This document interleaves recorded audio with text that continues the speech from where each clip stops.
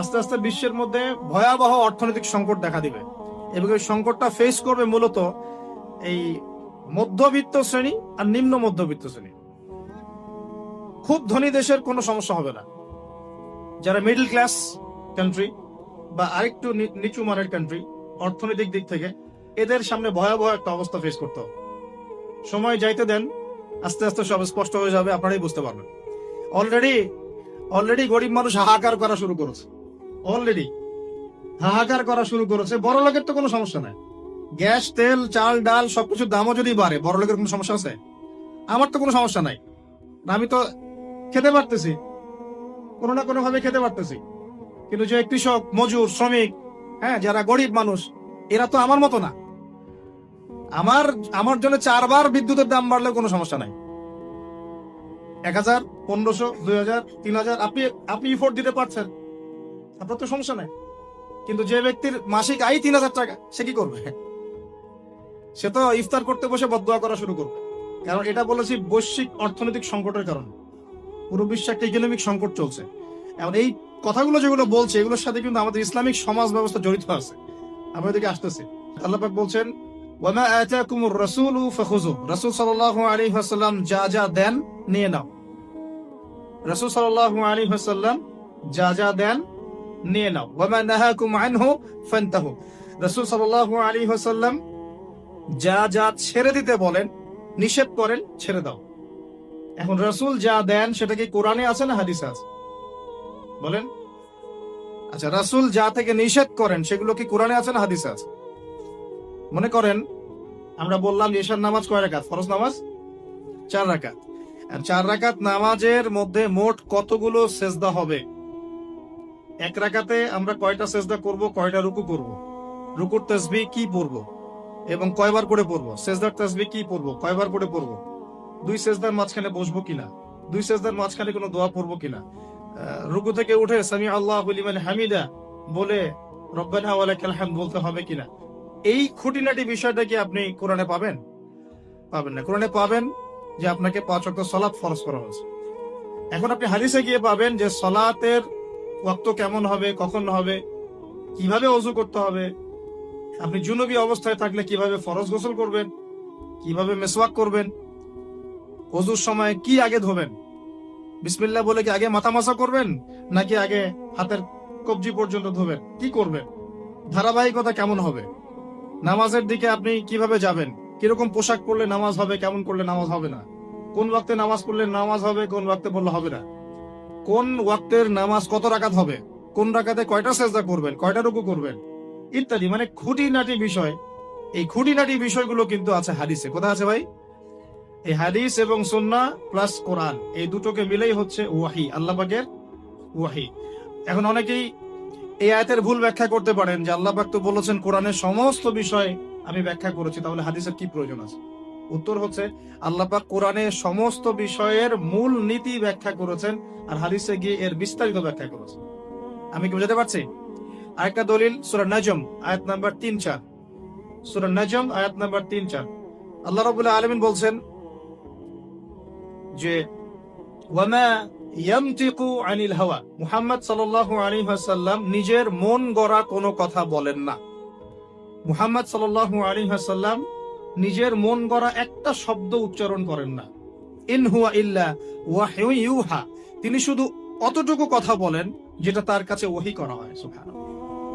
যখন থেকে নবী সাল্লাল্লাহু আলাইহি ওয়াসাল্লামের কাছে নবুয়ত এসেছে, এরপর থেকে একটা শব্দ নবী সাল্লাল্লাহু আলাইহি ওয়াসাল্লাম আল্লাহর হুকুম ছাড়া বলেন নাই। একদিন এক ব্যক্তি এসে জিজ্ঞাসা করছিল যে আল্লাহর কাছে সবচেয়ে নিকৃষ্ট জায়গা কোনটা আর সবচেয়ে উৎকৃষ্ট জায়গা কোনটা। নবী সাল্লাল্লাহু আলাইহি ওয়াসাল্লাম চুপ করে থাকেন অনেকক্ষণ। তিনি চুপ করে আছেন মানে তার কাছে ওহী নাযিল হচ্ছে। কি নাযিল হচ্ছে? ওহী।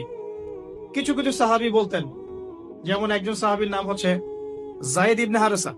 তিনি একদিন বলেছিলেন যে একদিন নবী সাল্লাল্লাহু আলাইহি ওয়াসাল্লাম আমার পাশে বসেছিলেন, তার উরু, তার পায়ের এই অংশটা আমার পায়ের উপরে ছিল।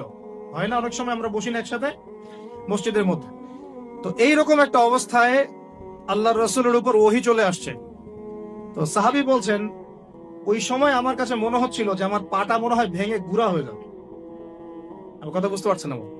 ওহির যে একটা ভার, ওহি আসছে, তিনি বুঝতে পারছেন যে তার ফিজিক্যালি তার মধ্যে অন্যরকম একটা স্ট্রেন চলে আসছে। আয়েশা রাদিয়াল্লাহু আনহা তিনি বলেছিলেন যে নবী সাল্লাল্লাহু আলাইহি ওয়াসাল্লামকে আমি দেখেছি প্রচন্ড ঠান্ডার সময় তার কাছে ওহি আসছে, কোরআনের হাদিসের ওহি আসছে, এবং প্রচন্ড ঠান্ডার মধ্যে তিনি দরদর করে ঘামা শুরু করেছে। তো ওহি আসলে বোঝা যেত কিছু একটা হচ্ছে। তো নবী সাল্লাল্লাহু আলাইহি ওয়াসাল্লাম নবী হওয়ার পরে একটা শব্দ আল্লাহর ওহি ছাড়া কাউকে বলেন নাই। এটা হচ্ছে ইসলামের একটা প্রামাণ্যতা, মানে ইসলাম যে এতই নিখুঁত, এতই নিপুণ, এখানে যাররা পরিমাণ বাতিল ঢোকার কোনো সুযোগ নাই। তো এই ব্যক্তি জিজ্ঞাসা করছিলেন আল্লাহর কাছে সবচেয়ে উৎকৃষ্ট জায়গা কোনটা, নিকৃষ্ট জায়গা কোনটা। নবীজি উত্তর দিচ্ছেন না, চুপ করে আস, তার মানে ওহী নাজিল হচ্ছে এখন। বেশ কিছুক্ষণ পর তিনি বললেন, শোনো, ওই ব্যক্তি কোথায় যে প্রশ্ন করেছিল? বলা হলো ওই যে, ডেকে নিয়ে আস। তাকে কাছে ডেকে বলা হচ্ছে, শোনো, আল্লাহর কাছে সবচেয়ে উৎকৃষ্ট জায়গা হচ্ছে মসজিদ। কোন জায়গা ভাই? মসজিদ। আর আল্লাহর কাছে সবচেয়ে নিকৃষ্ট জায়গা হচ্ছে বাজার। কোন জায়গা? বাজার। যেটা আমাদের এখন বেশি বেশি বাজার, ঘন ঘন বাজার। শেষ জামানায় বাজার ঘন ঘন হবে, কিয়ামতের আলামত। বাজার ঘাট হবে খুব ঘন ঘন, বাজার থেকে বের হলেই বাজার। এটা হয় না এখন? এত কিছু চোখে দেখার পরেও মানুষকে বোঝাতে হয় যে হাতে সময় কম। আল্লাহ পাকের গজব একটার পর একটা আসতে আছে, দেখতে পারতেছেন না? সামনে যে বড় সড়ো কোনো বন্যা হয় কিনা আল্লাহ ভালো জানে। বলা হচ্ছে যে একটা জলোচ্ছ্বাসের মানে ঝুঁকির মধ্যে আছে বিশ্বের বহু কান্ট্রি জলোচ্ছ্বাস, বড় একটা জলোচ্ছ্বাসের হুমকির মধ্যে আছে। 20 ফুট থেকে 25 ফুট পানি উঠে যাবে, উঠে উপকূলবর্তী অঞ্চলগুলো ডুবিয়ে দিবে। এটা এখন গবেষকরাই বলছেন, বিজ্ঞানীরা। আর আমরা তো আগেই বলেছি, যখন একটা জনপদের মধ্যে শিরকের পাপ বেশি হয়, কোন পাপ? শিরকের পাপ। শিরক শুধুমাত্র ওই মূর্তি পূজা করাই শিরক নয়, আপনাদেরকে জানাই দিতে চাই, কবর পূজা করাও শিরক। কথা কি বুঝতে পারছেন? আমার কথা কিভাবে নিবেন জানি না, কিন্তু আমাকে তো বলতে হবে। শুধু মূর্তি পূজা করাই শিরক না, কবরে সেজদা করাও শিরক। তো যখন শিরকের সয়লাভ হয় একটা এলাকার মধ্যে, একটা জাতির মধ্যে, তখন নূহ আলাইহিস সালামের কওমকে আল্লাহ পাক যেমন প্লাবন দিয়ে ভাসিয়ে দিয়েছিলেন, ওরকম বন্যা জলোচ্ছ্বাস প্লাবন দিয়ে ভাসিয়ে দিবেন আল্লাহ। কারণ নোংরামি ধুইতে হলে অনেক পবিত্র পানির দরকার। শিরক হচ্ছে সবচেয়ে নোংরা জিনিস। আল্লাহর জমিনের সবচেয়ে নোংরা জিনিস কি? শিরক। এগুলো তো গেল ধর্মতাত্ত্বিক শিরক। এখন তো শিক্ষার মধ্যেও শিরকি আকীদা ঢুকিয়ে দেওয়া হচ্ছে। এবং এটা কোন আকীদা, এটা বলার তো আর প্রশ্ন আসে না, সবাই বোঝেন কোন আকীদা। যখন মানুষ কোরআনের সৃষ্টি তত্ত্ব বাদ দিয়ে মানব রচিত সৃষ্টি তত্ত্ব বইয়ের মধ্যে ঢুকায়, এগুলো শিরক না? অর্থনীতির মধ্যে এখন শিরক আছে। কিরকম? আল্লাহ পাক হালাল যে অর্থনীতি দিয়েছেন, ওটাকে বুড়া আঙ্গুল দেখিয়ে এখন সুদ ভিত্তিক অর্থনীতি চলছে সব জায়গায়। তো আল্লাহ পাকের হালালকে যে হারাম করে, এটা শিরক না? এটা সূরা তওবা পড়বেন, সূরা তওবার 31 নম্বর আয়াত। আমি রেফারেন্স দিয়ে কথা বলছি, সূরা তওবার 31 নম্বর আয়াত পড়ে দেখবেন। আল্লাহ পাক বলছেন যে আল্লাহর হালালকে যদি কেউ হারাম করে নেয় আর হারামকে হালাল করে নেয়, এই যে পরিবর্তন, এই কাজটা, এটা কিন্তু শিরকি আকীদা, কুফর, শিরক। আপনি আর আল্লাহর হালালকে হারাম করতে পারেন না। আল্লাহ পাক একটা হারাম করেছেন, আপনি হালাল করতে পারবেন না। মানেন না ব্যক্তিগতভাবে, সেটা আলাদা বিষয়, কিন্তু অন্যের উপর ইম্পোজ করতে পারবেন না। মনে করেন আল্লাহ পাক হালাল করেছেন পর্দা, আপনি পর্দা করেন না, বুঝলাম, এটা আপনার ব্যক্তি স্বাধীনতা, কিন্তু আপনি পর্দাকে ব্যঙ্গ করতে পারবেন না। ব্যঙ্গ করলে কুফরি হয়ে যাবে। কথা বোঝাতে পারছি ভাই? নিজে পালন করে না, সেটা আলাদা বিষয়। আমি পালন করি না, তার কাছে মনে হয় যে বেপর্দায় চললেই মনে ভালো, নাউজুবিল্লাহ, ওর কাছে এটাই মনে হয়, ওর কাছে এটাকে মনে হয় প্রগতি, অগ্রগতি, উন্নয়ন। তো সে তার থট নিয়ে থাক। কিন্তু যদি সে বলে যে না, পর্দা সেকেলে প্রথা, এখন চলে না, ওই যুগে চলতো, এটাকে চিৎকারি করে, ব্যঙ্গ করে, তাহলে কুফরি করবে, শিরক করবে। মনে করেন মদ আল্লাহ হারাম করেছেন, আর কিছু মানুষ মদ খায়, হারাম মনে করেই খায় বা হালাল মনে করেই খায়, মানে খায় আর কি। তো একজন খায়, সেটা আলাদা আলাদা পাপ। আর কেউ যখন মনে করবে যে না, আল্লাহ পাকের এই হালাল হারামের বিধান আমি মানি না, আল্লাহ পাকের হালাল হারামের বিধান আমি মানি না, তখন হবে শিরক কুফর। এমনি হচ্ছে কবিরা গুনাহ। আর যখন হালালকে হারাম করে নিবে আর হারামকে হালাল করে নিবে, তখন শিরকের পর্যায়ে চলে যাবে। তো এই সিস্টেম এখন চলছে না? আল্লাহ পাকের সুদ ভিত্তিক, আল্লাহ পাকের হালাল অর্থনীতি বাদ দিয়ে সারা বিশ্বে এখন সুদ ভিত্তিক অর্থনীতি চলছে না? বুঝেন না এগুলা? অর্থনৈতিক অবস্থা ভালো না, বিশ্বে যে শিরকটা চলতেছে বড়, সেটা আরো ভয়াবহ। সেটা কি? বিশ্বের যারা মোরল, যারা এখন বিশ্ব চালায়, তারা বলতেছে এক কথায় যে ধর্মের কোনো দরকার নাই বিশ্বে ধর্মের কোনো দরকার নাই, ধর্মগ্রন্থেরও দরকার নাই, ধর্মীয় বিধানেরও দরকার নেই। এই বিশ্ব চালাবো আমরা, বিশ্বের বিধান রচনা করব আমরা, বিশ্বকে পরিচালনা করার মূলনীতি বানাবো আমরা, বিশ্বের মানুষকে চালাবো আমরা। নাউজুবিল্লাহ বলছি ঠিকই, বিশ্ব চলছে এইভাবে। এখানে আল্লাহর আসমানি কিতাব, কোরআন, হাদিস, শরিয়া, ইসলামী সমাজ, এগুলা বুড়ান গুলো। কেউ টাইম দেয় না। মুখে মুখে বক ধার্মিকতা দেখায়। জুমার দিনে সে নামাজ পড়ে, ঈদের নামাজ পড়তে আসে, তারাবির নামাজ পড়তে আসে, দাঁড়িয়ে রাখছে, পাগড়ি পড়ছে, এটা বক ধার্মিকতা। আগে ভিতর ঠিক করতে হবে। তো ভিতরটা কি? ভিতরটা হচ্ছে তাবারাকাল্লাযী বিয়াদিহিল মুলক। সূরা মুলকের 1 নম্বর আয়াতে কি বলছেন আল্লাহ পাক? তাবারাকাল্লাযী বিয়াদিহিল মুলক, বরকতময় সেই আল্লাহ। এই আল্লাহ পাক মহাবিশ্ব সৃষ্টি করেন নাই? এই মহাবিশ্ব কে সৃষ্টি করছে? এই পুরো মহাবিশ্বে পৃথিবীর মতো কোটি কোটি কোটি কোটি গ্রহ আছে না? আছে কি নাই? এই পুরো মহাবিশ্বে কার হুকুম চলে? ওই পুরো মহাবিশ্বে কি জিবরাইল আলাইহিস সালামের হুকুম চলে? আল্লাহর কোন ফেরেশতার হুকুম চলে? কোন নবীর হুকুম চলে? তাহলে কোন মানুষের হুকুম চলার কোন প্রশ্ন ওঠে? পুরো মহাবিশ্বের কোটি কোটি গ্যালাক্সি, কোটি কোটি গ্রহ নক্ষত্রে আল্লাহর হুকুম চলে। সূর্য পর্যন্ত ডোবার পরে আল্লাহর কাছে পারমিশন নেয়, আল্লাহ আগামীকাল উঠবো, আল্লাহ বলেন ওঠো, তাহলে উঠবে। একদিন আল্লাহ বলবেন না, ওঠার দরকার নাই। সূর্য তখন উল্টা দিক থেকে উঠবে, পশ্চিম দিক থেকে। ওই দিন কিয়ামত হয়ে যাবে। যেদিন কিয়ামত হবে, ওইটা হচ্ছে আল্লাহ পাকের ক্রোধের বহিঃপ্রকাশ, মানে রাগ থাকে না, যে ধৈর্য ধরতে ধরতে ধরতে ধরতে এক সময় যখন আপনার আর আপনি আর পারতেছেন না, তখন একটা হাইপার হয়ে যান না মাঝে মাঝে? তখন মনে হয় আশপাশে যা আছে ভেঙে চুরে একাকার করতে পারেন। ওই যে পৃথিবীর নিচে যে আগ্নেয়গিরিগুলো আছে, শক্তি সঞ্চার করতে করতে করতে করতে এক পর্যায়ে বিস্ফোরিত হয়ে যায়, তখন আর পৃথিবীবাসীর তো কোনো হুঁশ, তখন আর উপায় থাকে না। তো এরকম কিয়ামতের দিনটা হচ্ছে আল্লাহ পাকের ক্রোধের বহিঃপ্রকাশ। মানে এক হুকুমেই পুরো মহাবিশ্বের সব গ্রহ ধ্বংস হয়ে যাবে, এক হুকুমে। তাই পুরো মহাবিশ্বে আল্লাহ ছাড়া কারো হুকুম চলে? আল্লাহ সেটাই বলছেন, তাবারাকাল্লাযী বিয়াদিহিল মুলক, বরকতময় সেই আল্লাহ যার হাতে সমস্ত ক্ষমতা। যারা দেখি ভাই, মুলক মানে কি? রাজত্ব। এখনকার তোমরা যারা পলিটিক্যাল সায়েন্স পড়াও, তোমাদের বা আপনাদেরকে বলছি, রাজত্ব মানে কি? রাজত্বের ইংরেজি প্রতিশব্দ কি? সভরেন্টি। মানে বলেন, সভরেন্টি মানে কি? সার্বভৌমত্ব। মানে কি? সার্বভৌমত্ব। আল্লাহ পাক বলছেন মহাবিশ্বের সার্বভৌমত্ব আমার হাতে। সুবহানাল্লাহ। কার হাতে? মহাবিশ্বের সার্বভৌমত্ব কার হাতে? সভরেন্টি কার হাতে? দুনিয়াতে এই সভরেন্টি, সার্বভৌমত্ব মানুষের হাতে। বুঝেন নাই? এই দুনিয়াতে সভরেন্টি, মুলক, সার্বভৌমত্ব এখন আল্লাহর হাতে নাই, মানুষের হাতে। মানুষ যা মনে করে তাই চালায়। এখন আল্লাহ পাকের বিধান, আল্লাহ, রাসূল, এগুলো বাদ।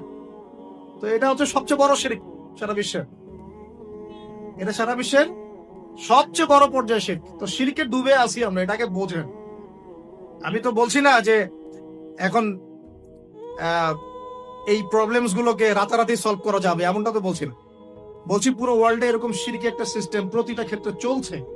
কিভাবে সলভ করবেন সেটা পরের বিষয়, আগে তো বুঝতে হবে কোথায় আছে বিশ্ব এখন। তো আমরা দেখলাম যে বড় বড় সেক্টর যেগুলো একটা বিশ্বের, ধর্ম, সংস্কৃতি, অর্থনীতি, জিওপলিটিক্স এবং পরিবার তো আছেই, পাশাপাশি আমাদের এই একটা ওয়ার্ল্ড অ্যাফেয়ার্স, এই প্রতিটা ক্ষেত্রে আল্লাহ পাকের তাওহীদকে পাশ কাটিয়ে মানুষের মন গড়া বিধান দিয়ে চালানো হচ্ছে কিনা? বুঝতে পারছেন না মনে কথা? সুদ কি মানুষের বিধান না আল্লাহর বিধান? বলেন, আরো খোলামেলা বলি, সুদ কি মানুষের বিধান না আল্লাহর বিধান? মদ কি মানুষের বিধান না আল্লাহর বিধান? মদ খাওয়া যাবে? বেপরদায় চলা যাবে, এটা কি মানুষের বিধান না আল্লাহর বিধান? পুরো বিশ্বের যত বৈশ্বিক অ্যাফেয়ার্স আছে, এটা মানুষ নিয়ন্ত্রণ করবে, আল্লাহর বিধানের দরকার নাই। এটা কি আল্লাহর বিধান না মানুষের কথা? তো সারা বিশ্বে এই কুফুরি চলতেছে না? চলছে কি না? এখন এই বিশ্বটা বোঝেন, তারপরে আপনি এই আয়াতটা বোঝেন। এখন আল্লাহ পাক বলছেন, এখন আমি মুহাম্মদ সাল্লাল্লাহু আলাইহি ওয়াসাল্লামের কাছে এমন কিতাব দিয়েছি যে কিতাবে এই সব সমস্যার সমাধান আছে। সুবহানাল্লাহ। সমস্যাগুলো তো বুঝতে পারলেন। আল্লাহ পাক বলছেন, হে মুহাম্মদ বলেন সাল্লাল্লাহু আলাইহি ওয়াসাল্লাম, আমি তোমার কাছে এমন একটা কিতাব দিয়েছি যে কিতাবের মধ্যে প্রতিটা বিষয়কে আমি ব্যাখ্যা করেছি, সমাধান দিয়েছি। এটা হেদায়েত, এটা রহমত, এটা বুশরা, সুসংবাদ তাদের জন্য যারা আমার সামনে আত্মসমর্পণ করবে। যারা করবে না ওদের জন্য সুসংবাদ নাই। আর এই কিতাবের ব্যাখ্যা আছে। এই কিতাব একাই আপনাকে পথ দেখাবে না, হাদিসের প্রয়োজন আছে। এটা আমরা পেলাম সূরা নজম আয়াত নাম্বার 3-4 এবং সূরা হাশর আয়াত নাম্বার 7। যে রাসূল সাল্লাল্লাহু আলাইহি ওয়াসাল্লাম নিজের মন গড়া কোনো কথা বলতেন না, তিনি সেটাই বলতেন যে আল্লাহ ওহী করতেন। আর আল্লাহর রাসূলের আদেশগুলো আমরা পাচ্ছি হাদিসে, নিষেধগুলো পাচ্ছি হাদিসে। সো কোরআন এবং হাদিস এই দুটোকে মিলে আল্লাহ পাকের এখন ওহী নাজিল হচ্ছে। কোথায় নাজিল হচ্ছে? আইয়ামে জাহিলিয়াতে। কোথায় ভাই? এই কিতাব কোথায় নাজিল হয়েছে? বাংলাদেশে, পাকিস্তানে, সিরিয়ায়? কোন যুগে নাজিল হয়েছে? ওই ব্যাবিলনের যুগে, নাকি চাইনিজ সভ্যতার যুগে, নাকি রাশিয়ার বলশেভিক ওই বিপ্লব ওইসব যুগে? কোন যুগে নাজিল হয়েছে? আবু জেহেলের যুগে। কোন যুগে ভাই? আবু জেহেলের নাম শুনেছেন তো? আবু জেহেলের যুগটাকে আমরা বলি আইয়ামে জাহিলিয়াতের যুগ। আবু জেহেল ছিল ওই যুগের নেতা। দারুন নাদওয়া ছিল তার পার্লামেন্ট। তার পার্লামেন্টের নাম কি? দারুন নাদওয়া। সেখানে আবু জেহেল, আবু লাহাব, উতবা, সাইবা, রাবিয়া এরা সব বসে বসে বুদ্ধি পাকাইতো আর কি করতে হবে কি করতে হবে না। বাই দ্য ওয়ে, এই আবু জেহেল, আবু লাহাবরা কিন্তু আল্লাহকে বিশ্বাস করত। আল্লাহ বলে যখন আছে এবং আল্লাহর কাছে যে ফিরে যেতে হবে এটাও তারা বিশ্বাস করত কিছু কিছু ক্ষেত্রে। কিন্তু আল্লাহ পাকের কোনো বিধান তারা মানত না। আল্লাহ পাকে পাওয়ার জন্য মাধ্যম পূজা করত। তারা কিন্তু 360টা মূর্তির পূজা এই কারণে করতো না, যে তারা আল্লাহকে বিশ্বাস করে না এমন নয় বিষয়টা। তারা আল্লাহকে বিশ্বাস করত, আল্লাহকে পাওয়ার মাধ্যম হিসেবে তারা এগুলোর পূজা করত। সূরা জুমার পড়েন, সূরা জুমারের 1, 2, 3 আয়াত পড়ে দেখেন। আবু জেহেলদের কথা আল্লাহ বলেছেন। তারা বলতো, মা না'বুদুহুম, আমরা এই লাত উজ্জা মানাতের উপাসনা এই কারণে করি, শুধু এই কারণে করি, লিয়ুকাররিবুনা ইলাল্লাহি যুলফা, যে এই লাত উজ্জা মানাত, হবল, এই যে মূর্তিগুলো, এগুলো আমাদেরকে আল্লাহ পর্যন্ত পৌঁছে দিবে, এই কারণে করতো। ওরা কিন্তু আল্লাহকে অস্বীকার করতো না। এমনকি বদর যুদ্ধে যাওয়ার সময়ও আবু জেহেল কিন্তু কাবা ঘরে দোয়া করে গেছে। তারা কিন্তু হজ উমরাও করতো, বিকৃত হজ উমরা করতো। তো এটা মনে করবেন না যে আবু জেহেলরা আল্লাহকে বিশ্বাস করতো না। এবার আবু জেহেলকে চিনতে পারছেন? আবু জেহেল কেমন ব্যক্তি? যে আল্লাহকে বিশ্বাস করে ঠিকই, কিন্তু আল্লাহ পাকের কোনো বিধান মানতে চায় না। তো এখন এই 90 আবু জেহেলরা আমাদের সমাজে আছে কি নাই বলে? আমি কি মিলাইতে পারতেছি? আমি আবার চেষ্টা করছি আপনাদেরকে সহজ করে বোঝানোর জন্য, কিন্তু পারছি কিনা জানি না। অনেক সময় হয় কি যে নিজেরা অনেক কিছু বুঝি কিন্তু বোঝাতে পারি না। বোঝাতে পারাটাও একটা আল্লাহ পাকের রহমত। মানে কাউকে বোঝাতে পারানোটা কিন্তু আল্লাহ পাকের রহমত। অনেক সময় দেখবেন আপনি বুঝতে পারছেন অনেক কিছু, কিন্তু মানুষকে বোঝাতে পারছেন না। তা আমি চেষ্টা করছি বোঝানোর জন্য, আমি কতটুকু পারছি আমি জানি না। এই যে আবু জেহেলকে চিনতে পারলেন? আবু জেহেল এমন একজন বুদ্ধিজীবী মানুষ, খুব বুদ্ধি তার, কারণ তার নাম হচ্ছে আবুল হাকাম। কি নাম? আবুল হাকাম। আবু জেহেলের নাম আবু জেহেল না, আবু জেহেলের নাম আবুল হাকাম, মানে জ্ঞানের পিতা। ওই সমাজের মানুষ তাকে বলতো জ্ঞানের পিতা। জ্ঞানের পিতা, ফিলোসফার, সে দার্শনিক, সে বুদ্ধিজীবী। বুঝতে পারছেন না কথা? আইয়ামে জাহিলিয়াতের মানুষ তাকে সম্মান দিয়ে কথা বলতো, তাকে বলতো তুমি জ্ঞানের পিতা। তা আমাদের ইসলাম তাকে আবু জেহেল কেন বলছে তাহলে? কারণ সে আল্লাহ পাককে চিনত। আল্লাহ পাককে চেনার পরেও আল্লাহ পাকের বিধানকে সরাসরি বিরোধিতা করেছে। কোন অজ্ঞ মানুষ ছাড়া এই কাজ কেউ করতে পারে? এখন বলেন, এরকম মানুষ সমাজে আছে কি নাই? এই 90 আবু জেহেলরা আছে না নাই? আছে রে ভাই, আছে, আছে না? এরকম মানুষও পৃথিবীতে সমাজে আছে। তো এখন বলেন, আবু জেহেলদের যুগে আল্লাহ পাক কুরআন হাদিস নাজিল করলেন কেন? কি প্রয়োজন ছিল? উত্তর, আবু জেহেলদের যুগের মধ্যে বর্তমান সময়ের মতো শিরক ছিল। কি ছিল ভাই? আবু জেহেলদের যুগে বর্তমান সময়ের মতো সুদ ছিল, সুদ। আবু জেহেলদের যুগে বর্তমান সময়ের মতো মাদক ছিল। আবু জেহেলদের যুগে বর্তমান সময়ের মতো মেয়েদের প্রতি এই বর্বর আচরণ ছিল, মানে নারীর অবমাননা ছিল। বরং আমি খোলামেলাই বলি, আবু জেহেলের যুগ থেকে এই যুগে নারীর অবমাননা আরো বেশি ভালো। আর কোন কোনগুলো খারাপ? এখন এগুলো যখন প্রমাণ হয়ে যাবে, মেনে নিতে কোনো সমস্যা মানতে কোনো আপত্তি আছে ভাই? এই মেনে নেওয়ার নাম হলো ইসলাম। মেনে নেওয়ার নাম কি ভাই? ইসলাম। এখন দ্বিতীয় প্রশ্ন হচ্ছে, ইসলাম কি পরিপূর্ণ না অসম্পূর্ণ? উত্তর হচ্ছে আল্লাহ পাক সূরা মাইদার 3 নম্বর আয়াতে বলছে। কত নম্বর আয়াত? সূরা মাইদার 3 নম্বর আয়াতে আল্লাহ পাক বলছেন যে আল ইয়াউমা আকমালতু লাকুম দীনাকুম, আজকে আমি দ্বীন ইসলামকে একদম পরিপূর্ণ করে দিলাম। ওয়া আতমামতু আলাইকুম নি'মাতি, তোমাদের উপর আমার নিয়ামতকে পূর্ণতা দিলাম। ওয়া রাদিতু লাকুমুল ইসলাম দীনান, তোমাদের উপরে দ্বীন ইসলামকে মনোনীত করে আমি আল্লাহ সন্তুষ্ট হয়ে গেলাম। তাহলে এই আয়াত থেকে কি বোঝা গেল? ইসলাম পরিপূর্ণ না অসম্পূর্ণ? পরিপূর্ণ মানে আমরা কি বুঝি? কিছু অংশ আছে, কিছু নাই। কিছু কিছু হেদায়েত আছে, কিছু কিছু নাই। কিছু কিছু বিষয়ের সমাধান আছে, কিছু কিছু নাই। নাকি জগতের সমস্ত বিষয়ের সমাধান আছে? কোনটা? এই কথাটাই আগে হজম করতে হবে যে কোরআন সুন্নাহ ভিত্তিক এই ইসলামের মধ্যে পৃথিবীর সমস্ত সমস্যার সমাধান আছে। এর সামনে আত্মসমর্পণ করলে পরে আপনি হবেন মুসলিম, তার আগে হবেন না। আমার কথা কি বোঝাতে পারছি? এরপরে আপনি মুসলিম হবেন। এখন যদি কেউ অস্বীকার করে সে কি হবে? যদি কেউ পুরোপুরি অস্বীকার করে, না কোরআন সুন্নাহ সবকিছু নাই, আমি মানি না, তাহলে হবে সে কাফের। কি হবে? কাফের। কেউ যদি এগুলোর সাথে আল্লাহকে অংশীদার সাব্যস্ত করে সে কি হবে? সে হবে মুশরিক। কেউ যদি বলে আমি, বলে না, মনে মনে অস্বীকার করে কিন্তু মুখে মুখে বলে হ্যাঁ মানি, এমন মানুষ নাই? মুখে মুখে বলে হ্যাঁ মানি মানি মানি সবই মানি, আর মনে মনে অস্বীকার করে, ইসলামের বিরুদ্ধে কাজ করে ভিতরে ভিতরে। এই মানুষগুলোকে কি বলা হয়? মুনাফিক। আর এক শ্রেণী আছে যারা স্বীকার করে নেয় যে হ্যাঁ এগুলোই ঠিক, কিন্তু চলতে পথে, আল্লাহর পথে চলতে গিয়ে কবিরা গুনায় লিপ্ত হয়, তখন এদেরকে আমরা বলি ফাসিক বা জালেম। আমার কথা কি বুঝতে পারছেন? 5টা শ্রেণীর মানুষ আপনাকে দেখাই দিলাম ইসলাম কেন্দ্রিক। কেউ শিরিক করে হচ্ছে মুশরিক, কেউ অস্বীকার করে হচ্ছে কাফের, কেউ মুখে স্বীকার করছে মনে স্বীকার করছে না, হচ্ছে মুনাফিক, কেউ স্বীকার করে পথ চলতে গিয়ে কবিরা গুনাহ করছে, কবিরা গুনাহ, তখন সে জালেম হচ্ছে বা ফাসিক হচ্ছে। আর কেউ পরিপূর্ণরূপে আত্মসমর্পণ করে আমলে প্রমাণ করে সে মুমিন মুসলিম হচ্ছে। আল্লাহ পাক আমাদেরকে এই মুমিন মুসলিম হওয়ার তৌফিক দান করুন। এখন এই হলো ইসলাম। ইসলামী সমাজ কি? ইসলামী, ডিস্টার্ব করেন না প্লিজ। ইসলামিক সমাজ কি জিনিস? ইসলাম কি শুধু ব্যক্তি জীবনে পালন করারই ধর্ম বা জীবন? আচ্ছা, ধর্ম না জীবন ব্যবস্থা, এটাও তো জানতে হবে নাকি? ধর্ম আর জীবন ব্যবস্থার মধ্যে পার্থক্য কি? আল্লাহ পাক ইসলামকে কি বলেছেন? দিন আল ইসলাম। দিন কি বলেছেন? দিন। দিন শব্দটা কি? আল্লাহ পাক বলছেন ইন্না দীনা ইনদাল্লাহিল ইসলাম। সূরা আলে ইমরান আয়াত নাম্বার 19। সূরা আলে ইমরান আয়াত নাম্বার 19 আল্লাহ পাক বলছেন ইন্না দীনা ইনদাল্লাহিল ইসলাম। আল্লাহর কাছে ইসলাম কি? একমাত্র দিন। আরবি শব্দটা বলেন, দিন। কবরে প্রশ্ন কি করা হবে? মা দিনুকা, মা দিনুকা। প্রথমে মান রব্বুক, তারপরে মা দিনুকা। তাহলে ধর্ম বা ইসলাম এটাকে কি শব্দে ব্যবহার করা হচ্ছে কোরআনে? দিন। এই দিন শব্দের মানে কি আমি আপনাকে শর্ট করে বুঝাই দিচ্ছি। কোরআনে দিন শব্দ আসছে 2 রকম। কয় রকম?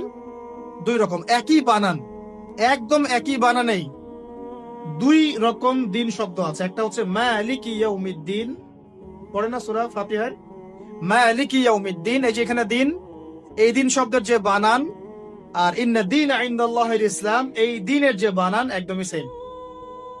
আবার আমপারা অন্য সূরা আছে ওয়া মা আদরাকা মা ইয়াউমুদ্দিন সুম্মা মা আদরাকা মা ইয়াউমুদ্দিন। এই যে দিন শব্দ, এগুলোর বানান কিন্তু সেম। পার্থক্য কোথায়? এই দিনের 2টো অর্থ হয়। কয়টা অর্থ ভাই? একটা অর্থ হচ্ছে মালিকি ইয়াউমিদ্দিন বলতে আল্লাহ পাক বোঝান কিয়ামত দিবস। কিয়ামত দিবস মানে যেদিন আমাদের বিচার করা হবে, এই দিবসটাকে বোঝাতে আল্লাহ পাক দিন শব্দ ইউজ করেছেন। আবার এই রিলিজিয়ন ইসলামকে বোঝাতেও দিন শব্দ ইউজ করেছেন। এখানে দিন শব্দ হলো জীবন ব্যবস্থা। জীবন কি ভাই? ব্যবস্থা। এখন জীবন ব্যবস্থা মানে কি? জীবন ব্যবস্থা মানে কি যে জীবনের কিছু অংশের হেদায়েত পাওয়া যাচ্ছে, বাকি অংশে পাওয়া যাচ্ছে না, বিষয়টা কি এমন? নাকি জীবন ব্যবস্থা মানে জীবনের প্রতিটা ক্ষেত্রে সমাধান আছে এমন? বলেন, উত্তর দেন। আল্লাহ পাক বলছেন ওয়া মা ইয়াবতাগি গায়রাল ইসলামি দীনান ফালা ইউকবাল মিন। কেউ যদি ইসলাম ছাড়া অন্য কোন জীবন ব্যবস্থা তালাশ করে তার কাছ থেকে কিছুই কবুল করা হবে না। আল্লাহ আবার বলছেন যে আল-ইয়াউমা আকমালতু লাকুম দীনাকুম, এই দিনটাকে আমি কামিল করেছি, পরিপূর্ণ করেছি। আল্লাহ পাক নিজেই বলছেন এই দিন আমার কাছে গ্রহণযোগ্য। আল্লাহ নিজেই বলছেন এই দিনটাকে আমি কামেল করেছি, পরিপূর্ণ করেছি। আল্লাহ নিজেই বলছেন এই দিন বাদ দিয়ে অন্য দিন কবুল হবে না। তাহলে এই দিন কি অসম্পূর্ণ থাকতে পারে? নিঃসন্দেহে এটা পরিপূর্ণ। এন্ড পরিপূর্ণ মানে কি? ওই যে প্রথমে একটা আয়াত তেলাওয়াত করেছিলাম, সূরা নাহল আয়াত নাম্বার 89। আল্লাহ বলেছেন তিবিয়ানান লিকুল্লি শাই, কোরআন সুন্নাহয় আমি সব ব্যাখ্যা করেছি। আরো একটা দলিল দিয়ে দেই, সূরা কাহফ আয়াত নাম্বার 54। কত নম্বর আয়াত ভাই? এগুলো বাসায় গিয়ে চেক করে দেখেন, বাসায় গিয়ে একটু পড়াশোনা করেন, না হলে শুধু শুনবেন এক কান দিয়ে বেরো যাওয়ার কেন। আর রেফারেন্স চেক করে যদি দেখেন সব ঠিক আছে, তখন মেনে নেওয়ার চেষ্টা করেন। আমি আগে বলছি না যে মানার দরকার আছে, আমি এখন বলছি মানার দরকার নাই। বাসায় গিয়ে আগে চেক করবেন, যদি দেখেন হ্যাঁ সব কথা ঠিক আছে, তারপরে মানার চেষ্টা করেন। আল্লাহ পাক তৌফিক দান করুন। এখন আসেন, আল্লাহ সূরা কাহফের 54 নম্বর আয়াতে বলছেন যে ওয়ালাকাদ সাররাফনা ফি হাযাল কুরআন লিন-নাসি মিন কুল্লি মাসাল, আমি এই কোরআনে মানব জাতির জন্য প্রতিটা বিষয়কে ব্যাখ্যা করেছি। এবার আরো স্পষ্ট হয়ে গেল, ইসলাম, কোরআন এবং সুন্নাহয় এমন কোন বিষয় নাই যা নাই। এই হলো পরিপূর্ণ জীবন ব্যবস্থা। তো নবী সাল্লাল্লাহু আলাইহি ওয়াসাল্লাম কাদেরকে নিয়ে ওই আবু জেহেলের সমাজ পরিবর্তন করলেন বলেন? এবং কি হাতে নিয়ে করলেন? আল্লাহর ওহী, মানে কোরআন এবং হাদিস। এটা কি শুধু মুখে মুখে আমল করে বলেছেন, না নিজে আমল করে দেখিয়েছেন? নিজে বিশ্বাস করেছেন, স্বীকৃতি দিয়েছেন, আমল করেও দেখিয়েছেন, মানুষকে দাওয়াতও দিয়েছেন। এখন একা একা করেছেন না সবাইকে নিয়ে করেছেন? তার মানে ইউনিটি লাগবে। কি লাগবে ভাই? একা একা পারা যাবে না। এই যে আমি একা একা লেকচার দিয়ে আছি, আসলে আমি দিন কায়েম করতে পারবো না। এখানে আমি আপনাকে দিনের কিছু নসিহত করতে পারবো, কিছু দাওয়াত দিতে পারবো, কিন্তু আমি কিন্তু এখানে দিন কায়েম করতে পারবো। একা একা দিন কায়েম করা যায়, একা একাও যায় না, এক শ্রেণীর মানুষকে নিয়েও যায় না। মুসলিমদের মধ্যে মনে করেন যে মুসলিমদের মধ্যে একটা এলাকার মুসলিম আছে, মনে করেন 1 লাখ, কথার কথা বলছি, 1 লাখের মধ্যে 1000 মানুষ সবকিছু বোঝে, বাকিরা এতটা বোঝে না। ওদেরকে বোঝাতে হবে। ওদের কি করতে হবে? বোঝাতে হবে। ওই আমরা যদি মনে করি আমি 1000 আমি সব করতে পারবো, ভুল করবেন। তখন কি হবে? জাহেলিয়াতের সংখ্যা গরিষ্ঠতার স্রোতে আমি হারিয়ে যাব। কথা বুঝতে পারছেন? নবী সাল্লাল্লাহু আলাইহি ওয়াসাল্লাম কিভাবে করেছেন? তার আগে আমি একটু প্রশ্ন করি, কত বছর লেগেছে তার সমাজ পরিবর্তন করতে? বলেন। 23 বছর। এত মাশাআল্লাহ। 23 বছর পরে ওই মক্কায়, ওই আবু জেহেলের যুগেই, আবু জেহেলের সেই যুগ কি আর বাকি থাকলো? 23 বছর পর কি শিরক ছিল ওই যুগের মধ্যে? আর মক্কায় কোনো সুদ ছিল? মক্কায় কোনো মাদক, কোনো জেনা, ব্যভিচার, মেয়েদের শ্লীলতাহানি, ধর্ষণ, জেনা, হ্যাঁ, গুম খুন, তারপরে আপনার এই যে গোচ্চ হানাহানি, মারামারি, কোনোটা কি আর বাকি ছিল? মানে 23 বছরের সমাজ টোটাল নিট এন্ড ক্লিয়ার, সাফ। কত বছর?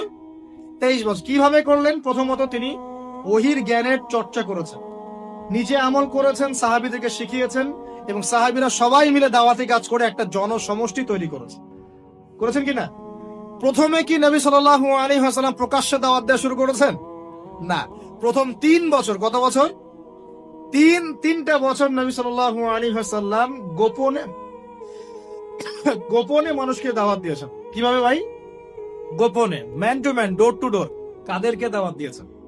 উত্তর, প্রথমত তার নিজের মানুষদেরকে, নিজের স্ত্রী, নিজের যায়েদ ইবনে হারেসা পালক পুত্র ছিলেন, নিজের চাচাতো ভাই জাফর ইবনে আবি তালেব, আলী ইবনে আবি তালেব, নিজের খুব কাছের মানুষ আবু বকর সিদ্দিক রাদিয়াল্লাহু আনহুর হাত ধরে, পরে উসমান বিন আফফান, আব্দুর রহমান বিন আউফ, তালহা বিন উবাইদুল্লাহ, জুবাইর বিন আওয়াম, আস্তে আস্তে ছড়িয়ে পড়ছে। তার মানে দাওয়াতি কাজ শুরু করতে হবে কোথা থেকে? আগে বলেন। আগে নিজে, তারপরে কে? নিজের কাছের মানুষ, নিজের পরিবার, নিজের বংশ, নিজের আত্মীয়। এই দাওয়াতি কাজ কি আমাদের করা শেষ? কারা কারা করা শেষ? হাত তোলেন দেখে। আগে শুরু করেন। আগে তো নিজেকে দিয়ে শুরু করতে হবে নাকি ভাই? নিজের পরিবারের সবাই নামাজি, নামাজের দাওয়াত দিচ্ছি কিনা? নামাজের দাওয়াতটুকু দিচ্ছি? নিজের পরিবারে কি পর্দা কায়েম করতে পারছি? নিজের পরিবারে কি তালিম চালু হচ্ছে? নিজের সন্তানরা কি কোরআন পড়ছে? নিজের পরিবারে কি সবাই রমজান মাসে রোজা রাখছে, হালাল খাচ্ছে? আগে নিজের পরিবার দিকে ফোকাস করেন। আল্লাহ পাক তৌফিক দান করুন। এরপর আল্লাহ ওহী নাযিল করেন, ওয়ানদির আশিরাতাকাল আকরাবিন। এবার তুমি কাকে সতর্ক করবে? তোমার কাছের আত্মীয় স্বজন গোত্রের লোককে। তখন তিনি ওই যে পাহাড়ের উপর উঠে ডাকলেন, ইয়া মা আশারাল কুরাইশ, ইয়া মা আশারাল কুরাইশ, তোমরা সবাই আসো। এই বনু আদি, বনু তাইম, হ্যাঁ বনু মাখজুম, তারপরে যে বনু হাশিম, সব গোত্র জড়ো হলো। জড়ো করে তিনি সব গোত্রকে বলছেন যে আমি মুহাম্মদ সাল্লাল্লাহু আলাইহি ওয়াসাল্লাম যদি আপনাদেরকে বলি এই পাহাড়ের পিছনে একটা সেনাবাহিনী অপেক্ষা করছে, আপনাদেরকে আক্রমণ করবে, আপনারা কি আমার কথা বিশ্বাস করবেন? তখন সবাই এক বাক্যে বলল, কেন বিশ্বাস করব না, তোমাকে কখনো আমরা মিথ্যাবাদী পাই নাই, তুমি as-সাদিকুল আমিন, সত্যবাদী আমিন। তখন নবীজি বললেন যে কুলু লা ইলাহা ইল্লাল্লাহ তুফলিহুন, তোমরা সবাই বলো লা ইলাহা ইল্লাল্লাহ, আল্লাহ ছাড়া কোনো মাবুদ নাই, আল্লাহর বিধান ছাড়া কোনো বিধান নাই, আল্লাহর দাসত্ব ছাড়া কোনো দাসত্ব নাই, তোমরা সফল হয়ে যাবে ইনশাআল্লাহ। তখন ওই যে আবু লাহাব হাততালি দেওয়া শুরু করলো, আর আবু লাহাব ঢিল নিয়ে মারা শুরু করলো। সবাই হাততালি দিচ্ছে, টিটকারি করছে, মশকরা করছে। হ্যাঁ, লিহাদা জামাআতানা, বলছে এই জন্য আমাদেরকে এখানে একত্রিত করেছো, এই বকবকানি শোনার জন্য, এই বাজে কথা বলার জন্য আমাদেরকে এখানে ডেকেছো। তখন থেকে শুরু হলো প্রকাশ্য বিরোধিতা। এবার শুরু হলো ইটপাটকেল, শারীরিক নির্যাতন, মানসিক নির্যাতন, বয়কট, এইটা সেইটা সব। তো এখন বলেন, যে মানুষটা আগে সাদিকুল আমিন ছিল, সত্যবাদী এবং বিশ্বস্ত, এবার সবাইকে ডেকে দাওয়াত দেওয়ার পরই তিনি হয়ে গেলেন কাযযাব, মিথ্যাবাদী, সাহেব, জাদুকর, ফারিকুল জামাআ, জামাত বিভক্তকারী, মাজনুন, পাগল। চুক করে আগাবো ইনশাআল্লাহ। একটা রুটিন ফিক্স করে নেবেন, ডেইলি 1 ঘন্টা করে আপনি পড়াশোনা করার চেষ্টা করুন। আমি অনেক লেকচারে কিছু সিলেবাস বলেছি, আপনাকে কোরআন পড়তে হবে, আরবি ভাষা শিখতে হবে, হাদিসের কিতাবগুলো পড়বেন, ইতিহাস, ইসলামের ইতিহাস পড়বেন, ইসলামিক অর্থনৈতিক বইগুলো পড়বেন, বড় বড় রিনাউন্ড ওলামায়ে কেরামদের বইগুলো পড়বেন, সিরাত পড়বেন, আকীদার বই পড়বেন, ফিকহের কিছু বই পড়বেন। মানে আপনার একটা ক্লাসিক্যাল পড়াশোনার ধারা থাকতে হবে। এবং এই পড়াশোনা একা একা করা যাবে না। কিছু বই আপনি একা হয়তো পড়তে পারবেন, কিন্তু অনেক কিতাব আছে যেগুলো আপনি একা পড়তে পারবেন না। আপনার বিজ্ঞ ওলামায়ে কেরামের সোহবত দরকার আছে। এটার দায়িত্ব আপনার, আপনি খুঁজে বের করবেন কার সোহবতে আপনি যেতে চান। আল্লাহ পাক আপনাকে তৌফিক দান করলেন। প্রথম কথা জ্ঞান অর্জন। 2 নাম্বার, দিন প্রতিষ্ঠা ইসলামী সমাজ ব্যবস্থার জন্য সাহাবীগণ নিজেরা আমল করিয়ে দেখেছেন, শুধু জ্ঞান অর্জনই করেন নাই। যে জ্ঞান অর্জন করেছিলেন সেটা আমল করে দেখিয়েছেন। যেমন উমর রাদিয়াল্লাহু আনহু বলতেন যে সূরা বাকারা হিফজ করতে আমার সময় লেগেছে 12 বছর। কত বছর? 12 বছর লেগেছে সূরা বাকারাটাকে আয়ত্ত করতে। কারণ সাহাবীরা যতক্ষণ পর্যন্ত 10টা আয়াত লেসন নিয়েছেন, 10টা আয়াতের উপর আমল না করা পর্যন্ত নতুন করে দার্স নিতেন না। বুঝতে পারছেন না? মনে করেন আপনি সূরা মাউন শিখেছেন, মাউন, আর আইতাল্লাযী ইউকাযযিবু বিদ্দিন, এই সূরা আপনি শিখেছেন। সাহাবীদের সুন্নাত ছিল কি, এই সূরাটার উপর তারা আমল না করা পর্যন্ত নতুন লেসন নিতেন না। এভাবে তারা আমল করতেন। আমরা কি এমন করে আমল করি? আমরা যত পারি আগে তথ্য ইনস্টল করতে থাকি। আমাদের জ্ঞান চর্চাটা হচ্ছে তথ্য ইনস্টল করার মতো। তথ্য ইনস্টল করাকে জ্ঞান চর্চা বলে না। এটাকে আমরা ওয়েল ট্রেন্ড বলতে পারি, ওয়েল এডুকেটেড বলতে পারি। সার্কাসের সিংহ বাঘ দেখেছেন না? লাঠি চাবুকের ভয়ে অনেক কাজ করে না? অনেক কুকুর দেখা যায় না যে ট্রেনিং প্রাপ্ত, যা কমেন্ট করে সে ফলো করে না? এটা ওয়েল ট্রেন্ড বলা যায় না, এই কিন্তু ওয়েল এডুকেটেড না। আমাদের ক্রিটিক্যাল থিঙ্কার্স দরকার, মানে কোরআন সুন্নাহ পড়বে, আমল করবে এবং এটাকে নিয়ে গবেষণা করার চেষ্টা করবে। মানে আমাদের কোরআন সুন্নাহকে নিয়ে গবেষণার একটা প্রজন্ম দরকার, গবেষক প্রজন্ম, ক্রিটিক্যাল থিঙ্কার্স। আল্লাহ পাক আমাদেরকে এই তৌফিক লাভে ধন্য করুন বলে আমি। তো 2 নম্বর ইনিশিয়েটিভটা হচ্ছে অবশ্যই জ্ঞান অনুযায়ী আমল করতে হবে যদি ইসলামী সমাজ চাই আমরা। আল্লাহ পাক আমাদের সবাইকে তৌফিক দান করুন। সবার আগে আমাকে তৌফিক দান করুন বলি আমি। জ্ঞান অনুযায়ী আমল করার জন্য একটা সুন্নাত ফলো করলেই হবে, একজন ব্যক্তিকে জাস্ট ফলো করতে হবে। জীবনের প্রতিটা কাজ নবী সাল্লাল্লাহু আলাইহি ওয়াসাল্লামের সুন্নাহ মাফিক করলেই আপনি জানা অনুযায়ী আমল করে ফেলবেন ইনশাআল্লাহ। পারা যাবে ইনশাআল্লাহ। আজকে ঘুমানো থেকে শুরু করে দেন, জীবনের প্রতিটা কাজকে ঢেলে সাজান। কাপড় পরা, ঘুমানো, ঘুম থেকে ওঠা, হ্যাঁ, এমনকি বিছানা ঝাড়া, ইস্তেঞ্জা করা, আপনার ব্যবসা বাণিজ্য, শিক্ষা, এভরি সিঙ্গেল সেক্টর ঢেলে সাজানোর চেষ্টা করেন যে নবীর মতো হচ্ছে কি। যদি হয় আলহামদুলিল্লাহ, যদি না হয় তাহলে এখানে আপনার কিছু কাজ করার বাকি আছে। আল্লাহ পাক আমাদের সবাইকে নবী সাল্লাল্লাহু আলাইহি ওয়াসাল্লামের সুন্নাহ মাফিক জীবন গড়ার তৌফিক দান করুন। 3 নম্বর পয়েন্টটা হচ্ছে নবী সাল্লাল্লাহু আলাইহি ওয়াসাল্লাম সাহাবীগণ আদর্শ পরিবার গড়েছিলেন। কি করেছেন ভাই? কারণ পরিবার হচ্ছে একটা সমাজের গঠন একক। আপনি সমাজ নিয়ে কথা বলছেন, তাহলে আগে পরিবার ঠিক করতে হবে বা ঠিক করার চেষ্টা করতে হবে।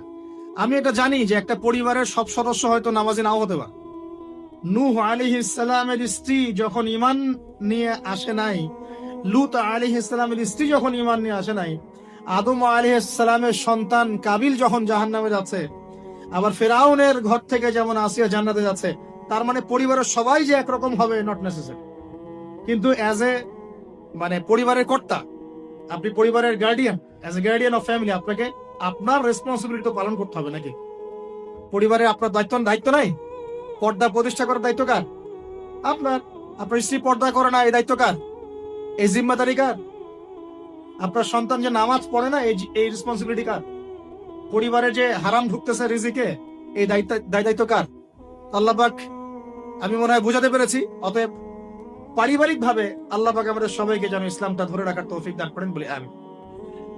4 নাম্বার হচ্ছে, নবী সাল্লাল্লাহু আলাইহি ওয়াসাল্লাম সাহাবীগণ দ্বীনের দাওয়াতি কাজ সবাই আমভাবে করেছে। এমন নয় যে নির্দিষ্ট কিছু সাহাবী দাওয়াতি কাজ করতেন, বাকিরা দাওয়াতি কাজ করতেন না, বিষয়টা কিন্তু এমন ছিল না। সবাই মিলেই দ্বীনের দাওয়াতি কাজ করতেন, যে কাজটা আমরা এখন করি না।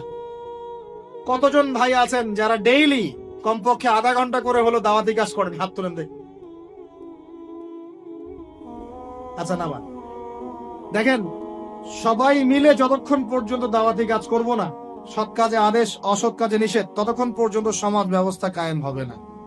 সবাইকে দাওয়াতি কাজ করতে হবে। একজন আলেম আসবেন, একজন বক্তা আসবেন, ওয়াজ করে যাবেন, দাওয়াত দিয়ে যাবেন, ব্যাস এখানেই ফুল স্টপ, ডোর ক্লোজড, তাহলে হবে না। এভাবে সমাজ প্রতিষ্ঠা হবে না।